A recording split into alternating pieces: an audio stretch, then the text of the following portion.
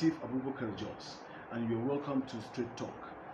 Today, we'll be having Professor Mahmoud Lawal, Kano Zonal Coordinator of Academic Staff Union of Universities, who will be explaining to us the position of ASUU and the situation of the ongoing strike that has lasted almost about 8 months.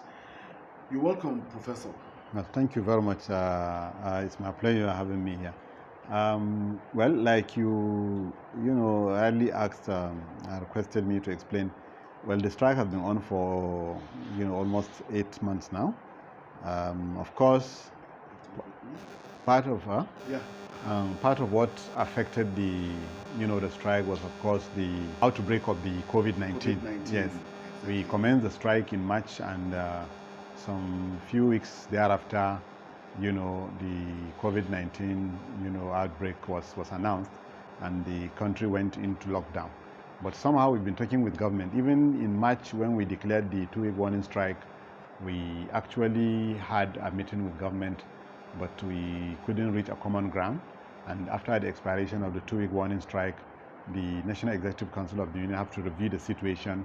It was then that the full-blown strike was declared in Abuja on the 23rd of March, and it's been going on now for almost 8 months. Well, we've been talking with government since our last meeting with the Senate President. The Senate President convened a meeting and was able to broker some engagement between ASUU and the federal government. And during that meeting, since then we've been talking with government. Even yesterday, we are aware that our leadership at the national level met with the leadership of the federal government led by the Minister of Labour and Employment. But we are yet to get the details of what transpired during that meeting. So there've been engagement, there've been dialogue, and we've been talking with them. And we hope that at some point in time, we'll have to come to a point of, understanding between ASUU and the federal government of Nigeria. Well, it's like most of the issue that, being talked about has to do with IPPIS. That is the salary payment platform initiated by the federal government. What is the cross about this? Well, the problem with the IPPIS is that, from the onset, when the government in 2014 declared that the universities will have to be part of this integrated payroll and personal information system, we resisted it. Government tried to, twist our members to get enrolled into IPPIS. And our union, being a union of intellectuals, we studied the situation, we looked at what this IPPIS is all about, and we discovered that there are a lot of shortcomings with the IPPIS as a platform for the payment of emoluments for academics in Nigerian universities. And the simple reason being that universities are, centers for knowledge. Universities are centers for research, and we naturally have some peculiarities. And we believe that what is being, deployed to serve civil service structure will not be the same for what should be put in place for the university, because the university is not a civil service, and we have some peculiarities in terms of our autonomy, in terms of our independence as an institution for teaching and research. And on the basis of that, we discovered that the IPPIS have not taken into account these peculiarities of the university. So on the basis of this and several other reasons, we argued that IPPIS, is not good for university. Okay. And after we argued along that, and in fact in 2014, when this thing started, the government and our leaders agreed that we should have a committee to look at all these things and see how we can come up with a workable, platform, something that is acceptable to both parties. But when this committee was set up, we were asked to nominate, and we nominated 4 representatives into that committee. Since 2014 March, nothing came out of it until December 2019, when government came out with a circular that all university all staff in the university will have to enroll into IPPIS, and we maintain our position. We are consistent on this. We maintain our position that no, we've already argued, we've already brought out the arguments, the reasons why we cannot go into IPPIS, and government should respect our reasons. And on the basis of that, we agreed with government, we told government that we should have an alternative. And in March 2020, when we sat down with government, the government agreed that, okay, we should go and develop an alternative. And as we speak, we have already developed this alternative. which is the University Transparency and Accountability Solution. This UTAS. Exactly. We have already developed it, and we have been able to even, demonstrate, its applicability and workability to the government agencies and government teams. We have done that to the Minister of Education and his team, to the Ministry of Finance and their team, including the Office of the Accountant General. We've done that also to the Senate leadership. Our position is that even prior to the development of this platform by our union, government has been paying us salary until March 2020. So if government has a platform for paying salary, they should be able to pay that salary until such a time when this platform is finally, subjected to integrity test. Are you saying now that your salaries have been stopped? Of course. Our salary, we have not been paid salary for 4 to 8 months in some places. In some universities for 4 months, in some places 5 months, in some other even up to 8 months. So the position is that even within this period, because as we speak now, government have accepted in principle that UTAS is okay. They have even congratulated the union for coming up with this, novel, software, which was developed by Nigerian scholars, developed locally, and therefore the government is saying that, okay, but you have to subject it to integrity test.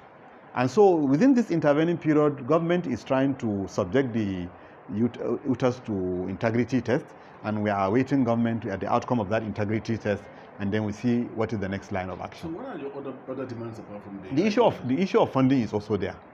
Funding for revitalizing the university.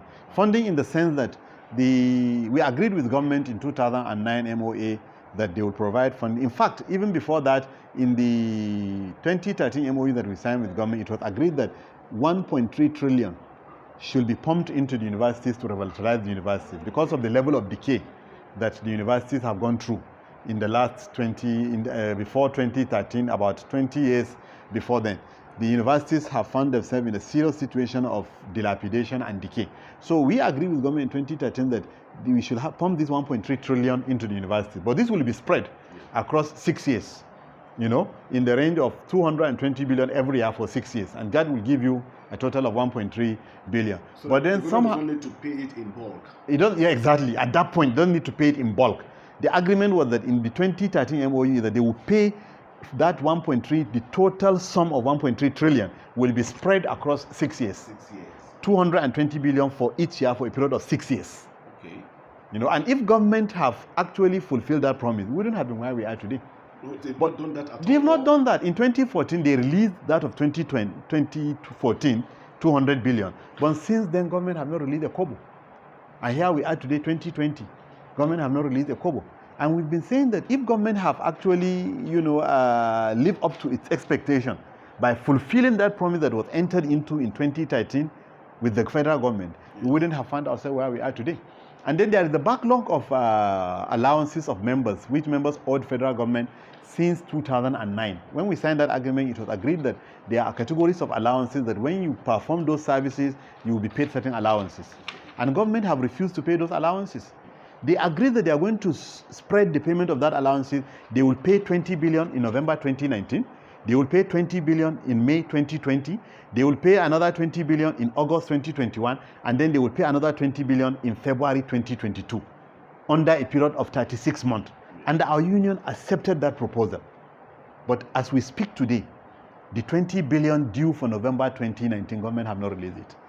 But Professor Mahmoud Lawal, if we take a walk back into what you've been talking about, you said in 2014 the federal government paid the 200 billion as expected. Yes, for 2014. For 2014. But from that moment up to this moment that we're talking about, other payments have not been made. Yes, they have not been made. University have been surviving.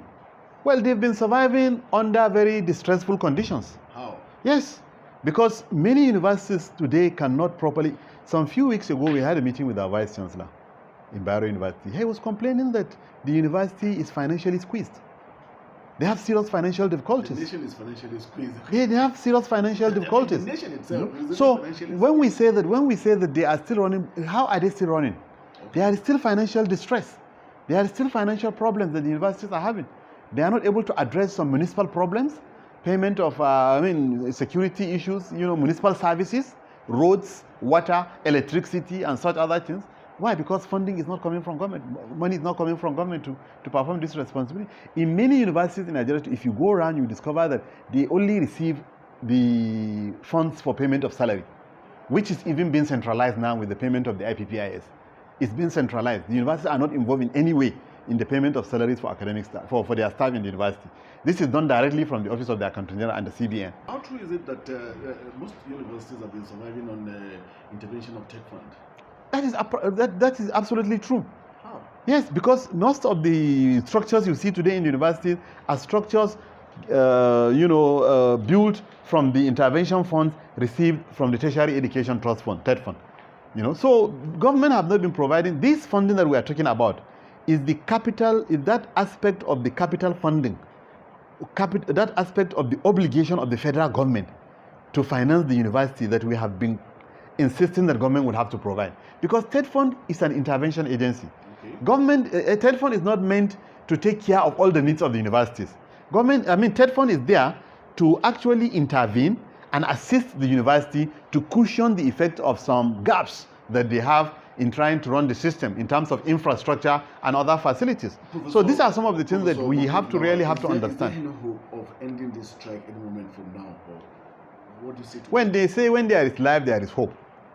So we will not, lose hope that there will be a way out.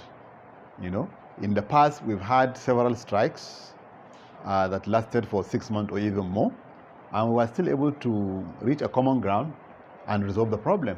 So I believe that if government will sit down and do the needful, we'll certainly resolve this matter.